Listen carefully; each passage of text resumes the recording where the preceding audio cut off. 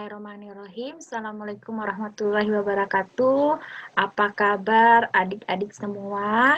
Ya, mahasiswa yang sedang belajar mengenai teori makroekonomi 1, ya, yang diampu oleh Departemen Ilmu Ekonomi. Pada kesempatan kali ini, kalian akan melanjutkan belajar ke bab 3 mengenai pendapatan nasional. Ya, pada responsi atau praktikum, kita akan fokus untuk mempelajari mengenai soal-soal. Nama saya Dian Ferawati Panjaitan, saya dari Departemen Ilmu Ekonomi FEM IPB, ya. Nah, pada kesempatan kali ini ada beberapa soal yang saya sampaikan di sini, ada mengenai benar salah, pilihan ganda, kemudian lagi esai, ya, dan ada pertanyaan diskusi nanti. Pertanyaan diskusi, silahkan nanti kalian coba diskusikan dengan dosennya pada waktu responsi pada saat diskusi. Ya, nah untuk lebih jelasnya bisa kalian coba lihat dahulu. Ini adalah soal-soalnya di bab 3, ya. Pada bab 3 ini kalian mempelajari mengenai pendapatan nasional, sesuatu yang bukan hal yang baru buat kalian, ya. Oke, kita mulai saja ya ke soal yang pertama. Kita mulai dengan soal nomor 1, yaitu mengenai pernyataannya adalah produk marginal tenaga kerja menunjukkan jumlah output tambahan dari 1 unit kerja tambahan. Output itu dihasilkan dari input. Inputnya itu adalah kapital dan labor, misalnya, ya. Nah, bagaimana proses input menjadi output itu digambarkan dalam fungsi produksi. Misalkan di sini fungsi produksinya Y output sama dengan fungsi dari K, L, kapital dan labor. Ada banyak jenis macam produksi, tapi yang digunakan di sini itu adalah fungsi produksi Cobb-Douglas. Apa ciri khas dari fungsi produksi Cobb-Douglas? Yaitu pangkatnya, ya, kalau kita lihat di sini, K pangkat alfa, 1 L pangkat 1 min alfa. Jadi pangkat dari dua jenis input ini itu sama dengan 1. Ya. Nah, apa A di sini? A itu adalah menunjukkan nilainya lebih dari 0, ya, yang mengukur produktivitas teknologi yang ada. Nah, fungsi inilah yang dikenal sebagai fungsi produksi dari Cobb-Douglas. Ingat, ciri khas Cobb-Douglas itu jumlah pangkatnya ini tuh sama dengan, kalau dijumlahkan sama dengan 1. Nah, apa itu produk marginal tenaga kerja? MPL, marginal productivity, ya, of labor. Oke. Itu merupakan, kalau secara matematisnya, merupakan turunan pertama dari fungsi output, fungsi produksi terhadap L, tenaga kerja. Oke. Atau ini menunjukkan bahwa bagaimana, ya, perubahan output akibat adanya perubahan input. Berapa besar tambahan output kalau L atau tenaga kerja itu ditambah. Nah, kita lihat dulu lah matematisnya ya. Nah, ini MPL DY per DL, turunan pertama Y terhadap L. Nah, ini ya, ini secara matematis sederhananya turunannya adalah 1 min alfa dikali AK pangkat alfa L pangkat 1 min alfa min 1, ya. Karena L-nya ini kan yang kita turunkan, L-nya dikaliin ke depan, ininya dikurangin 1. Oke. Nah, kemudian kalau kita tuliskan lagi, ya, adalah seperti ini. Yang L pangkat min 1 ini kita tarik ke bawah, ya, dibagi L pangkat min L pangkat 1, ya, sehingga bisa kita tulis seperti ini. MPL DY per DL itu adalah 1 min alfa kali Y dibagi L. Oke, ya. Saya harap tidak ada masalah sampai di sini ya. Oke, ini hanya matematisnya sederhana saja. Nah, yang perlu kita cermati di sini adalah Y per L. Apa itu Y per L? Y per L itu menunjukkan adanya produktivitas tenaga kerja rata-rata. Oke, itu adalah MPL. Berarti kalian sudah bisa menebak ya, pernyataan ini itu benar atau salah. Nah, sebelum kalian jawab, kita lanjutkan dulu. Bagaimana dengan MPK? MPK itu menunjukkan marginal productivity of capital.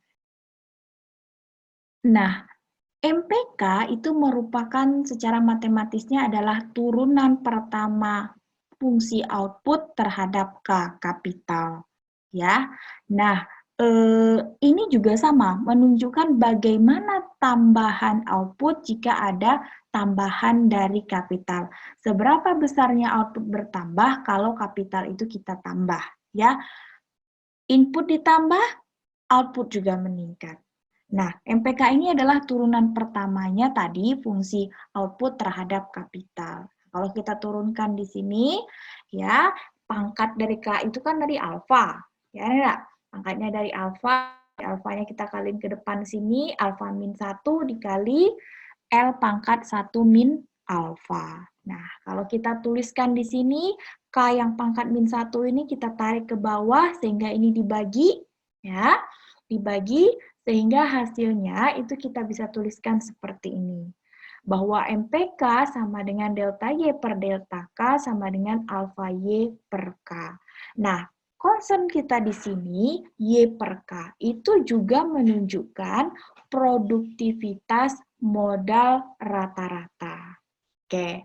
Nah, jangan lupa ya bahwa A itu adalah menunjukkan produktivitas dari teknologi. Pembahasan lebih lanjut mengenai A ini, mengenai teknologi itu akan kita akan lagi di bab 8 nanti, ya. Jadi kesimpulan kita bahwa produk marginal tenaga kerja itu menunjukkan jumlah output tambahan dari adanya tambahan input tenaga kerja. Sehingga pernyataan ini bisa kita anggap benar. Oke. Kita lanjutkan ke soal nomor 2. Ini masih soal mengenai benar dan salah. Pernyataannya adalah upah real merupakan rasio upah nominal dengan harga input tenaga kerja.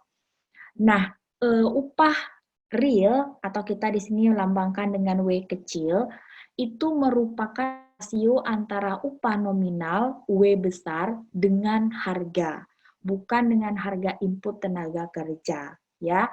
Nah, harga di sini itu harga apa yang dimaksud? Yaitu tingkat inflasi. Sehingga upah real itu menunjukkan daya beli. Upah nominal dapatnya saya misalnya 1 bulan itu gajinya 3,2 juta. Itu adalah upah nominal saya. Nah, dengan uang 3,2 juta, apa yang bisa saya beli? Ya, bisa saja kalau 5 tahun yang lalu 3,2 juta itu sangat besar dan bisa digunakan untuk misalnya membeli banyak hal. Ya, kalau beli HP dengan harga 3,2 juta, wah sudah bagus, ya, udah keren. Nah, kalau sekarang beli HP dengan harga 3,2 juta, ya mungkin yang kalian dapat paling yang standar saja. Nah, itulah perbedaan antara upah nominal dan upah real. Karena memang yang lebih dipentingkan oleh orang itu adalah upah real. Seberapa besar upah itu, uang yang dia punya, itu bisa beli apa saja. Nah, itu yang lebih penting, ya. Kalau upah naik, ya, upah naik, maka apa yang akan terjadi? Harga juga naik. Jadi untuk apa kenaikan upah? Karena pengeluaran juga akan lebih besar. Nah, makanya kalau kalau kalian pernah mendengar bahwa kalau gaji PNS atau ASN naik, maka akan sebentar lagi itu pasti kenaikan harga akan terjadi. Nah, dulu pada zaman Soeharto, makanya banyak orang itu tidak begitu bahagia kalau ada kenaikan gaji PNS. Karena 1 sampai 2 hari berikutnya, itu harga barang-barang ikutan naik. Ya, nah kalau kenaikan harga barang itu lebih tinggi daripada kenaikan upahnya, ya percuma daya belinya jadi turun. Nah, contohnya sekarang, ini kalian melihat data, ini data dari saya ambil dari BPS ya. Data dari BPS ini itu kalau kita bisa lihat di situ, ternyata ya upah paling tinggi itu yang sebesar 5 juta rupiah itu adalah di sektor pertambangan dan penggalian. Ya, kemudian di jasa keuangan asuransi, nah termasuk kalau kalian kerjanya di bank, ya, nah itu masuklah di situ kalian jasa keuangan tinggi kan gajinya.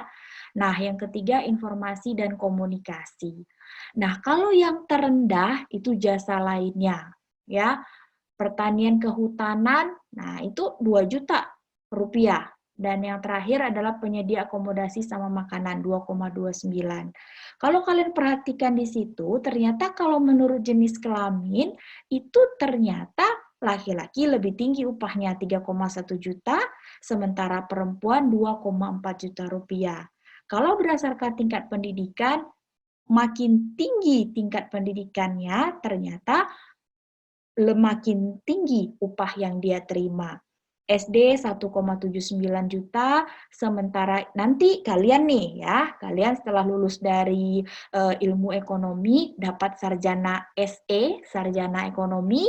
Nah, itu upahnya nanti kalau sekarang hitungannya Februari 2020 4,56 juta rupiah. Nah, yang kita bicarakan di sini itu upah nominal ya. Kita bicaranya upah nominal. Sekarang, bagaimana dengan upah realnya? Nah, ini ada satu berita yang menarik. Ini adalah berita dari Investor Daily ya. Pada Maret 2020, beberapa bulan yang lalu ini ya. Upah real buruh tani, buruh bangunan, asisten rumah tangga turun. Nah, di situ kalau kalian baca, ternyata rata-rata nominalnya itu upah nominalnya naik, tapi ya upah realnya turun. Karena apa itu? Tadi inflasi, ya, inflasi. Nah, contohnya di situ kalian lihat bahwa rata-rata upah nominal buruh tani Februari 2020 tuh naik 0,23% dibanding Januari.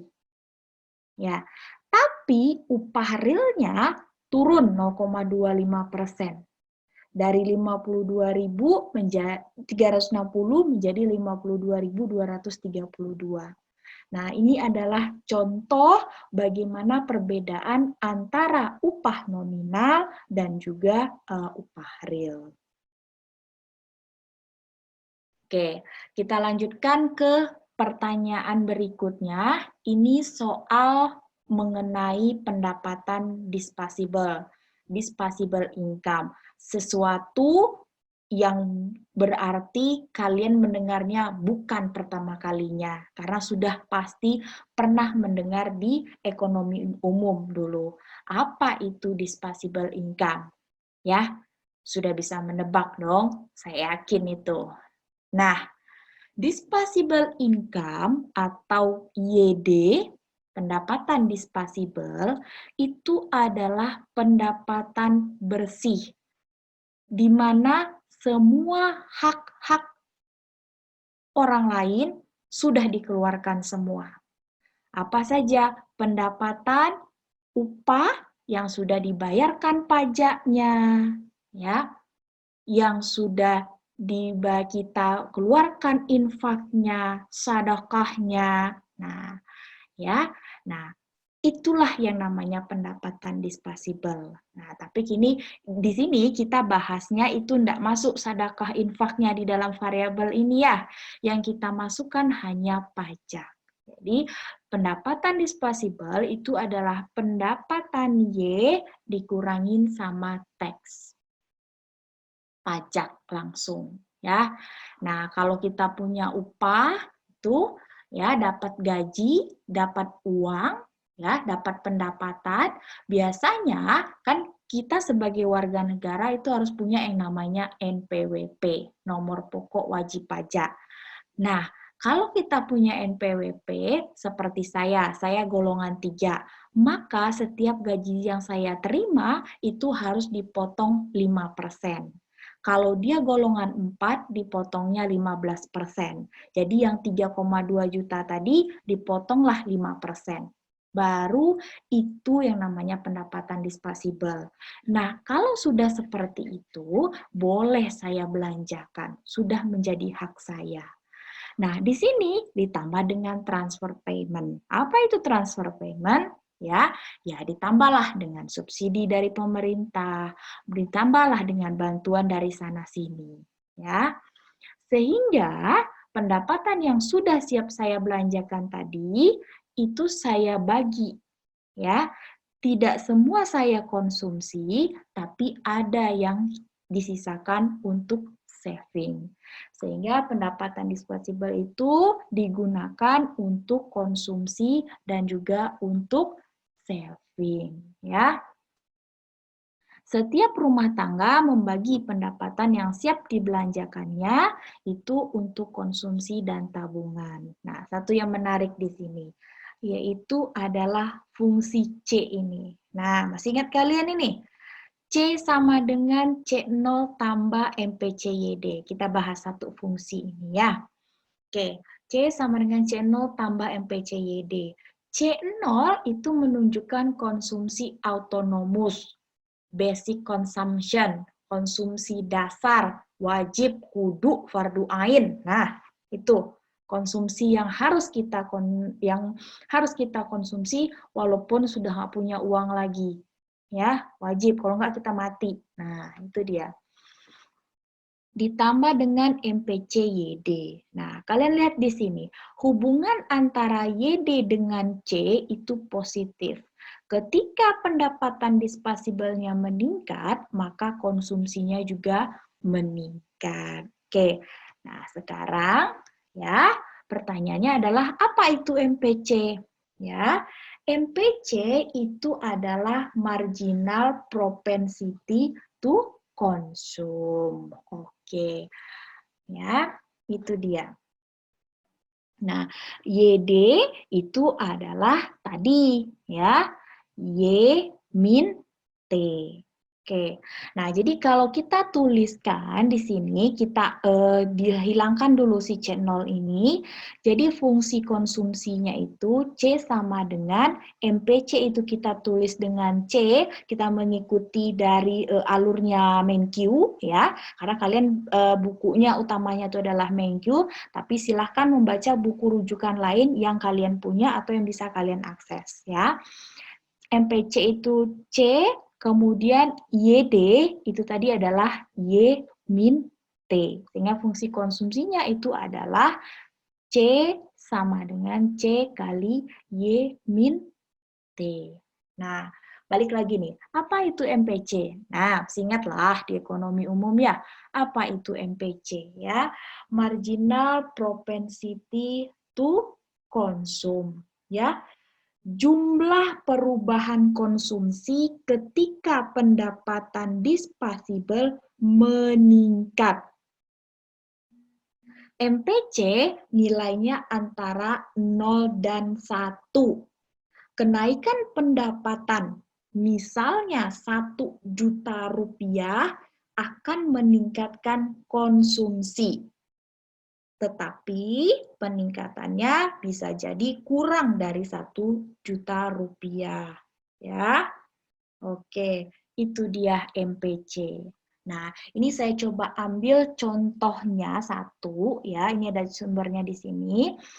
Nah, ini tabel ini pernah kalian hitung dulu. Kalian menghitung YD, kalian menghitung C, kalian menghitung saving, ya.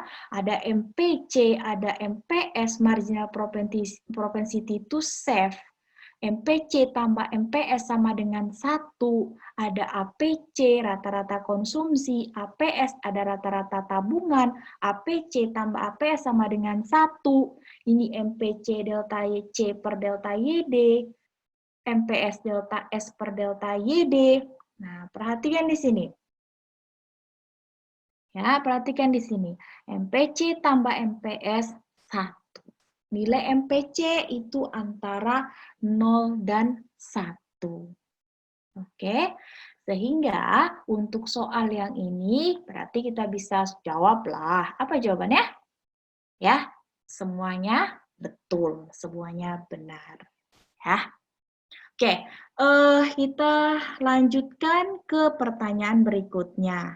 Nah, ini pertanyaannya berikut ini merupakan komponen dari withdrawal, kecuali saving, investasi, pajak, impor. Oke, yang perlu kita ingat di sini, di bab 3 ini kalian masih fokus pada perekonomian tertutup. Ya, nanti begitu di bab 5 kalian baru masuk pada perekonomian terbuka atau open economy. Nah, jadi apa perekonomian tertutup? Kita hanya membicarakan mengenai C plus I plus G.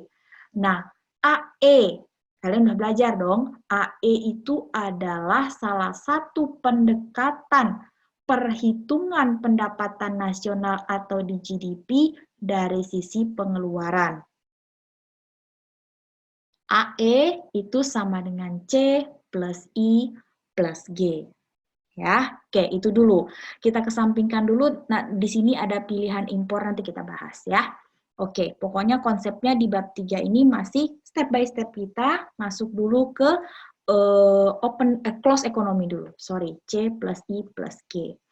Nah, tadi untuk C sudah kita bahas ya. Dia fungsi dari MPCYD, C, Y min T. Nah, kalau kita pindahkan sisinya dari sini, nah, sederhana aja ini, kita pindahkan di sini. C-nya pindahkan, G-nya pindahkan, Y min C min G sama dengan I. Ya, di mana I itu adalah fungsi dari R, suku bunga. Oke, ya. I itu adalah fungsi dari R, suku bunga. Hubungan antara R, suku bunga ini dengan I, investasi, adalah negatif. Suku bunga naik, investasi turun. Karena di sini, suku bunga ini opportunity cost dari menabung dan investasi. Sehingga kalau suku bunganya meningkat, maka preferensi orang akan lebih cenderung untuk menabung daripada investasi, ya. Lebih aman menabung, tinggal taruh uang, kalau kalian punya uang 1 miliar, 1 triliun ya, taruhlah di situ. Nah, tinggal di rumah kalian duduk santai ya. Oke. Nah, daripada kalian investasikan lebih beresiko. Ya. Oke. Itu pengertian hubungan negatif antara suku bunga dan investasi di sini. Nah, kita balik lagi ya. Y min C min G sama dengan investasi. Oke, Y min C min G ini itu yang kita sebut sebagai tabungan nasional, national saving. Jadi national saving itu sama dengan investasi. Investasi itu hubungannya dengan suku bunga. Ya. Dan ya, lihat di sini bahwa suku bunga itu kaitannya hanya dengan investasi, tidak dengan saving nasional. Nah, saving nasional ini seperti yang sudah kalian pelajari terdiri dari savingnya swasta, private, ya, tabungan private, tabungan swasta, dan tabungan publik. Oke. Nah, Y min C min G itu bisa kita tulis seperti ini. Ya, Y min T min C ditambah T min G. Nah, kalau kita hilangkan coret nih T-nya kan sama dengan ini. Ya enggak? Nah, yang mana yang namanya tabungan private atau swasta dan tabungan publik? Ya, swasta. Oke, swasta Y-nya ini kan income. Ya, income. Income, pendapatan, kalau sudah dikurangi dengan pajak, tadi kan bisa digunakan untuk konsumsi. Ya enggak? Ya, ini kan YD nih, Y min T kan? YD. Digunakan untuk konsumsi sama saving. Nah, kalau sudah digunakan untuk konsumsi, maka ini sisanya adalah saving. Maka ini yang namanya saving swasta. Ya, tabungan swasta, tabungan private. T min G. Kalau T itu adalah pendapatan bagi pemerintah. G itu adalah pengeluaran bagi pemerintah. Jadi pendapatan, pemasukan dikurangi dengan pengeluaran, sisanya bisa digunakan untuk saving. Ya, ini adalah saving publik. Oke. Baik, jadi itulah saving swasta, private, dan savingnya publik. Oke ya, yang kalau dijumlahkan menjadi saving nasional. Oke, nah kita lihat, balik lagi nih kita ke soal kita. Di soal kita itu ada impor, ya. Di soal kita ada impor. Nah, kita lihat di sini. Kita balik lagi, walaupun di sini kita asumsinya adalah tertutup, ya, tapi kita coba karena di soal kita ada impor, kita masukkan di sini nggak cuma C plus I plus G, tapi ada X min M. Nah, kalau kita rewrite, pindahkan ke sini, pindahkan C-nya, pindahkan G-nya ke kiri, ya, maka hasilnya seperti ini. Nah, ini kan tadi kita sebut sebagai apa nih? Ini kan tabungan nasional kan, saving nasional kan, yang Y min C min G. Nah, saving nasional terdiri dari ini kan, swasta sama publik. Kita tulis di sini, swasta tambah publik. Oke. Nah, ingat, Y min T itu kan adalah YD. Ya, Y min T, YD. Min C tambah T min G. Ya, I plus X min M. Oke. Si YD, nah di awal tadi, YD, Y min T plus TR. YD digunakan untuk konsumsi sama saving. Kita tulis di sini, C plus S. Min C tambah T min G. Ya, apa yang bisa kita hapus di sini? Set C-nya. Kita coret C-nya kan. Nah, apa yang terjadi? S tambah T, kita pindahkan M-nya ke sini, sama dengan I, G, X. STM IGX. Nah, saya ingat ini, STM IGX. STM ini itulah yang menunjukkan withdrawal, IGX itu yang menunjukkan injection. Ya. Oke, sehingga bisa kalian lihat di sini berarti jawabannya kecuali apa di situ yang bukan komponen dari withdraw adalah investasi karena dia adalah komponen dari injection. Oke, kemudian pertanyaan berikutnya, ya. Pertanyaan berikutnya itu adalah seperti ini. Pemerintah menaikkan pajak sebesar 100 miliar dolar. Ya, ini pakai dolar ya karena buku Menkyu yang nulisnya orang Amerika, ya pakai dolar dia. Jika kecenderungan konsumsi marginal adalah 0,6, MPC 0,6, apa yang terjadi pada komponen berikut? Naik turunkah? Berapa jumlahnya? Publik, swasta, nasional, sama investasi. Kita lihat satu-satu ya. Tadi apa tadi? Tabungan nasional adalah tabungan private, swasta, ditambah dengan tabungan publik, ya. Oke, ini kan, nah ini ingat nih, wajib nih, ya. Oke, nah sekarang kasusnya T pajak naik 100. Nah, kalian lihat, tabungan publik itu adalah T min G. Asumsinya kalau G-nya tetap, maka T-nya naik 100, maka tabungan publik akan naik 100. Ada tambahan pemasukan 100, sementara pengeluarannya tetap. Wah, itu enak tuh, berarti nambah tabungannya ya. Kedua, bagaimana dengan tabungan swasta? Nah, private saving, Y min T min C. C itu adalah apa tadi? Ingat, C dikali Y min T. Apa itu C? C itu adalah MPC. Ya, kalau di buku Menkyu dia menotasikannya dengan C. YD adalah Y min T. Ya enggak? Y min T. T naik 100. Ya. T naik 100.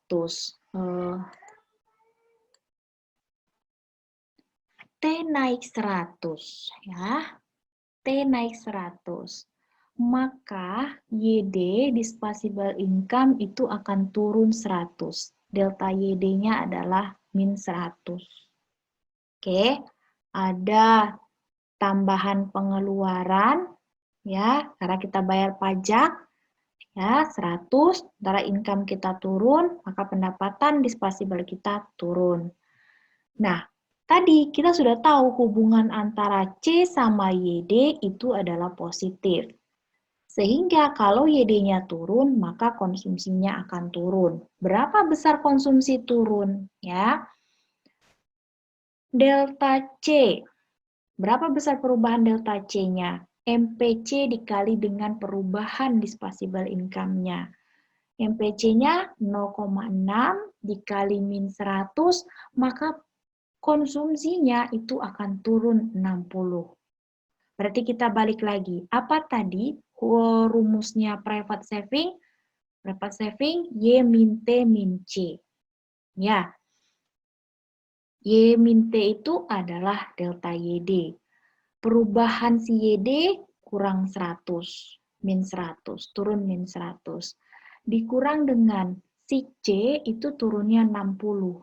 Maka ya hasil akhirnya tabungan swastanya itu akan turun minus 40. Ya. Oke.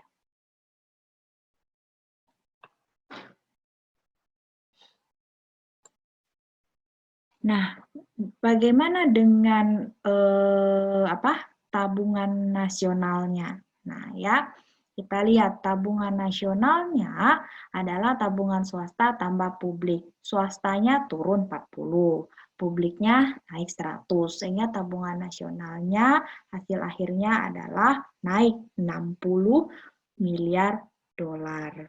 Oke, bagaimana dengan investasi? Ya, kira-kira seperti apa dengan investasi? Baik, sekarang kita lihat bagaimana dengan investasi. Ya, oke. Nah, tadi kita sudah mendapatkan hasil bahwa tadi itu saving nasionalnya naik. Ya, saving nasionalnya naik tadi sebesar 60 miliar dolar. Oke. Nah, saving nasional meningkat. Bagaimana kaitannya sama investasi?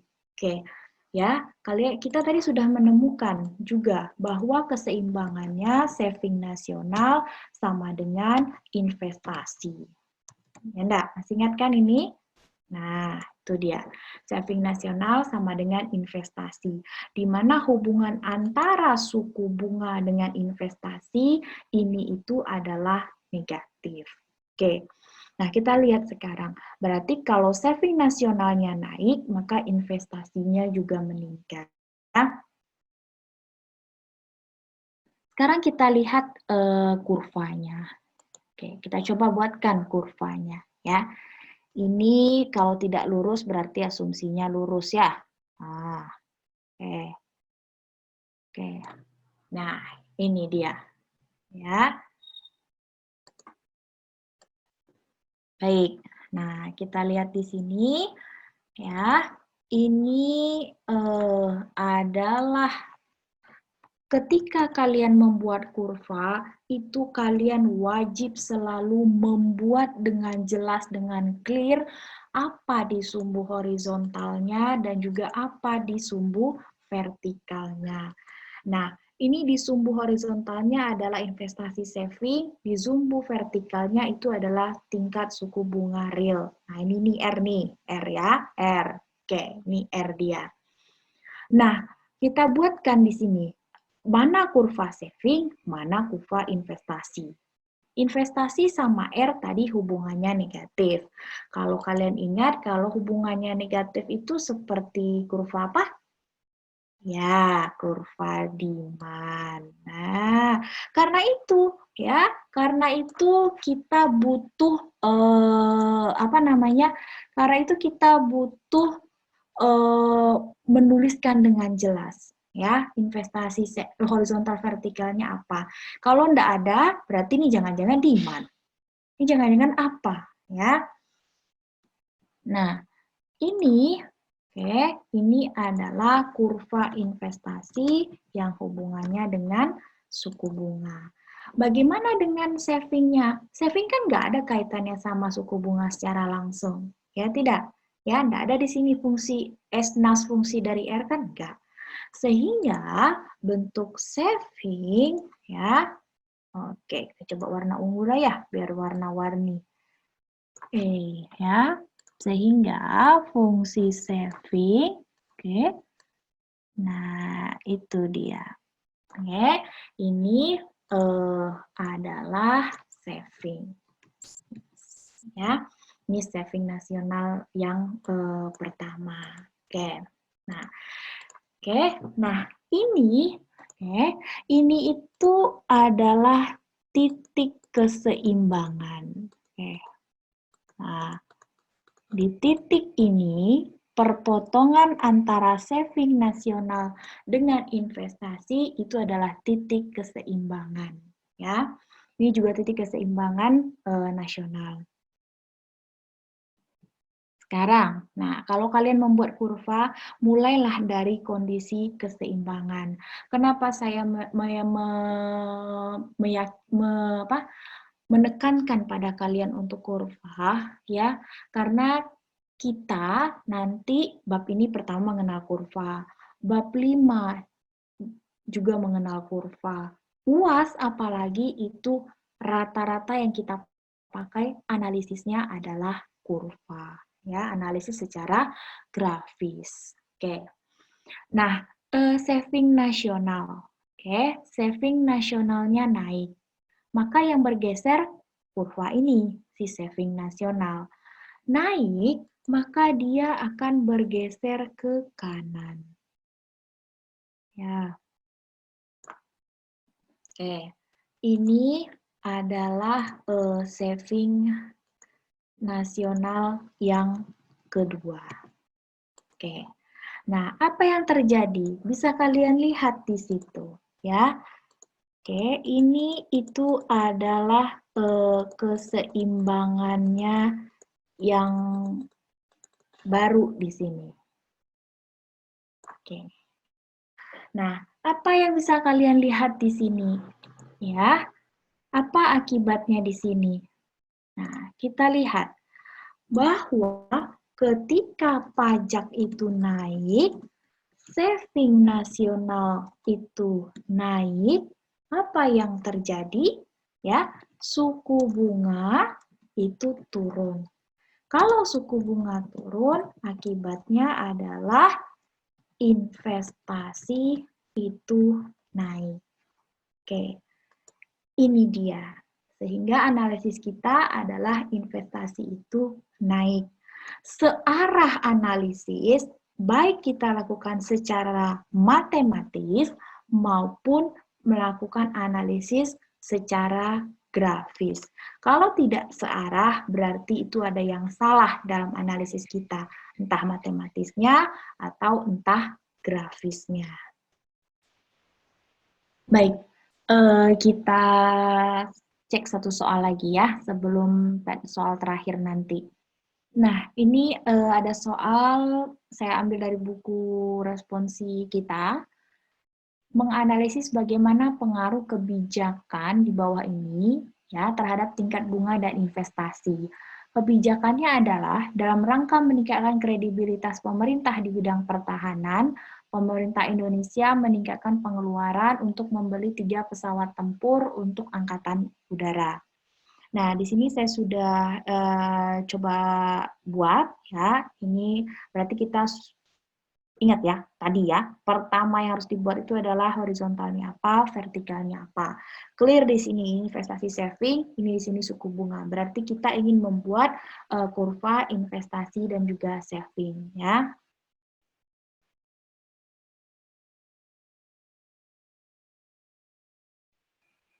Oke, kurva apa ini? Ya, investasi. Oke. Nah, ya. Kemudian ini kurva apa nih? Ya, ini adalah kurva saving. Nah, ini adalah keseimbangan yang pertama kan? Oke. Ya. Nah, ini dia. Oke, selalu mulai dari sini. Ya. Nah, kemudian ya, pemerintah meningkatkan pengeluaran. Jadi ketika kalian membaca soal, kalian belajar menganalisis ya. Carilah kata kuncinya, baca soalnya baik-baik, meningkatkan pengeluaran. Berarti kata kuncinya di situ adalah G-nya naik, ya. Nah, tadi kita kan sudah belajar, ya. S-NAS sama dengan ini kan. Nah, S-NAS itu Y min C min G sama dengan ini. Ya enggak? Nah, kalau kalian lihat di sini, G naik. G naik. Dengan asumsi yang lain, Y tetap, C tetap, ya.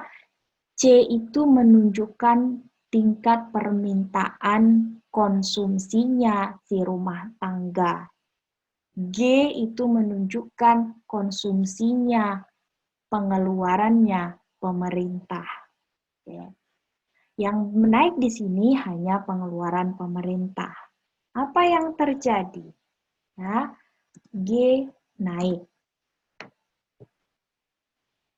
Y min C min G atau kita sebut sebagai saving nasional, ya, itu akan bagaimana? Artinya di sini pengeluaran meningkat, asumsi tidak ada kenaikan dalam penerimaan. Ngambil dari mana pembiayaan pengeluaran itu? Dari mana? Saving.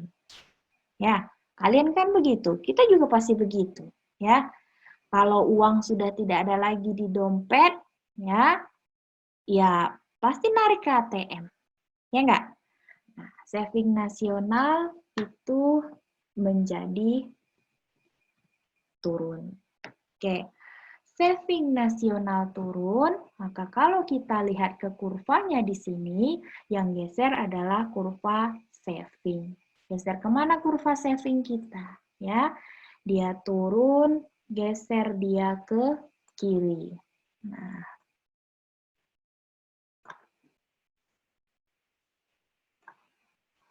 ya, ini dia. Oke, miring juga jadinya ya, nggak apa-apa lah. Oke, nah ini dia. Ya, ini adalah saving nasional yang kedua. Nah, kalau kita lihat di sini, ya, nah ada perubahan di sini, ya enggak? Nah, kalau kita bisa lihat di sini, ya, suku bunga itu naik, investasi itu turun. Penurunan tabungan nasional, ya, yang mungkin yang disebabkan oleh pengeluaran pemerintah yang meningkat, Ingat, ketika kalian belajar dulu di ekonomi umum, pengeluaran pemerintah salah satu komponen dari kebijakan fiskal. Selain G itu ada T. Nah, jadi di saving nasional ini itu dipengaruhi oleh kebijakan fiskal. Karena di situ ada komponen fiskal G sama T. T itu pengaruhnya ke C, konsumsi. Sehingga ini bisa kita bilang kebijakan fiskal yang ekspansif, meningkatkan pengeluaran. Ya, perubahan kebijakan fiskal yang menaikkan G akan menggeser kurva saving nasional ke kiri. Oke, sehingga ada titik keseimbangan baru, ya, di mana di situ, di titik keseimbangan yang baru, tabungan yang turun akan menurunkan jumlah investasi. Kenapa begitu? Ya, saving itu adalah akumulasinya nanti pada jangka panjang akan menjadi investasi. Kalau savingnya turun, maka investasinya pada jangka panjang juga akan turun.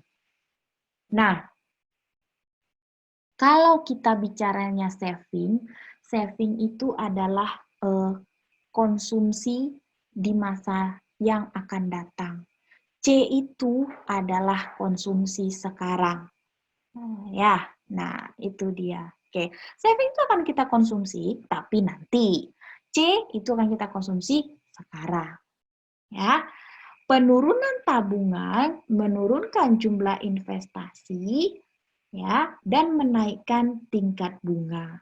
Sehingga tadi ini merupakan kebijakan fiskal yang ternyata itu disebut sebagai crowding out investasi, kebijakan fiskal yang mengurangi tingkat tabungan. Ya, bagaimana? Masih bisa diikuti ya?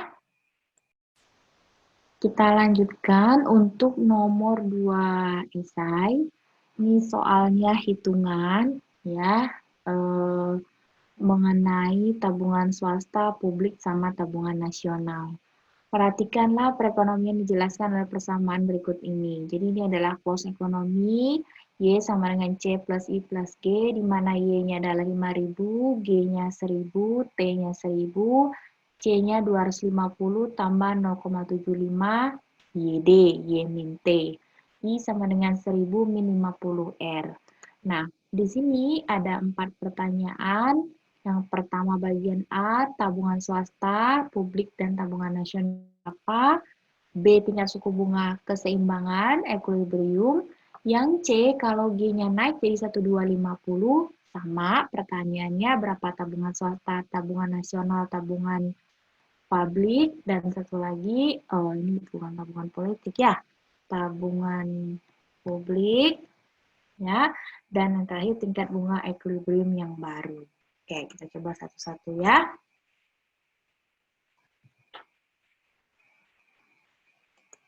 Oke, ya. Saving, ya, saving swasta atau saving private sama dengan Y, min T, min C. Oke, ya, sama dengan, oke, kita lihat di sini, Y-nya adalah 5.000, T-nya juga 1.000, min C.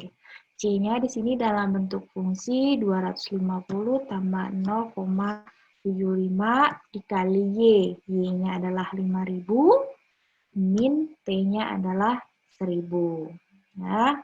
Oke, kita lihat di sini 5.000 kurangin 1.000, 4.000 dikurangin 250 ditambah 0,75 dikali 4.000 itu adalah 3.000.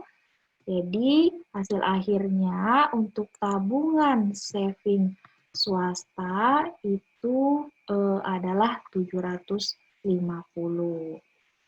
4.000 kurangi 250 ditambah 3.000. Ya, atau 4.000 dikurangi 3.250 jadinya adalah 750. Nah, kemudian ya, berapa saving publiknya? Nah, T min G sama dengan T-nya adalah 1000, min G-nya juga 1000, sama dengan 0. Nah, inilah yang disebut sebagai balance budget. Ya. Kalau T-nya lebih dari G, itu yang disebut sebagai surplus. Kalau T-nya kurang dari G, ya, itulah yang disebut sebagai defisit. Berapa saving nasionalnya? Saving swasta atau private ditambah saving publik. Tadi kita lihat saving swastanya itu adalah 750, publiknya adalah 0.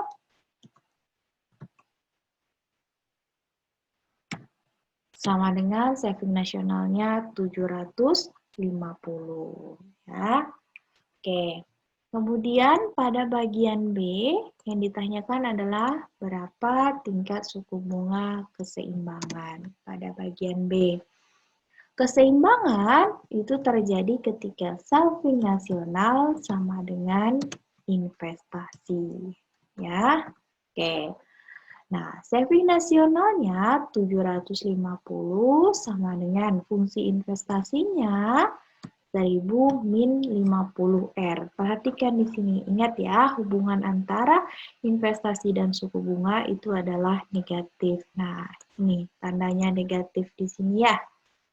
Oke, itu dia, negatif dia di sini.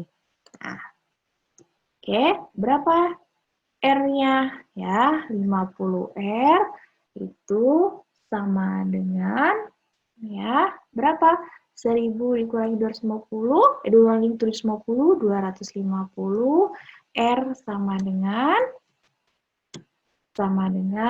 5%, ya. Nah, bagaimana dengan poin C? Pada poin C, ya, G naik menjadi 1250. Jadi ada delta G sebesar 250, naik dia menjadi 1250.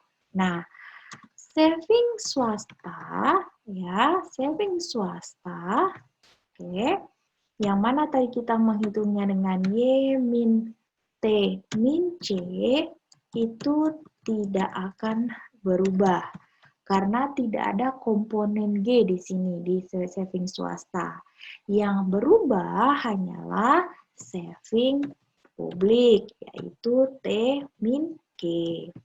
Sama dengan, berapa dia? 1000 minus 1250 sama dengan minus 250.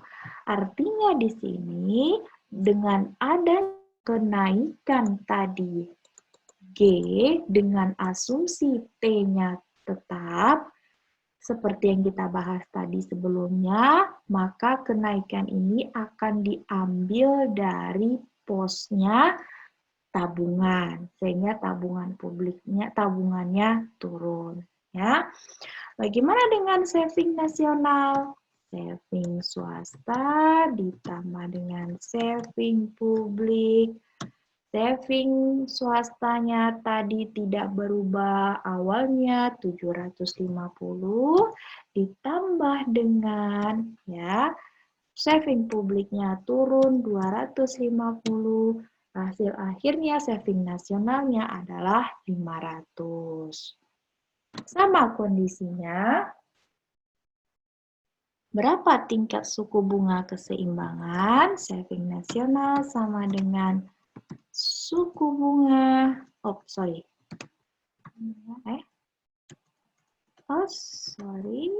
ya. Saving nasionalnya adalah 500 sama dengan berapa di situ tadi? 1000 min 50 R. Nah, berapa? 50 R sama dengan 500 R sama dengan 10%. Nah, jadi bisa kita simpulkan di sini dengan adanya kenaikan G itu mengakibatkan saving nasionalnya turun, suku bunganya naik, ya. Oke. Baik, nah sekarang kita lihat ya bahwa analisis kita secara matematis itu harus searah dengan analisis kita secara grafis. Nah, kita lihat pada kondisi pertama tadi ya, kondisinya saving nasionalnya itu adalah 750 ya dengan tingkat suku bunga ya itu adalah 5%. Kemudian G-nya naik menjadi 1250, saving nasionalnya turun menjadi dia adalah 500 dan suku bunganya meningkat menjadi 10%. Ya, inilah tadi yang kita sebut sebagai crowding out investasi. Kenaikan kebijakan fiskal itu ya diikuti dengan akhirnya penurunan tabungan dan mengurangi investasi. Ya, seperti itu.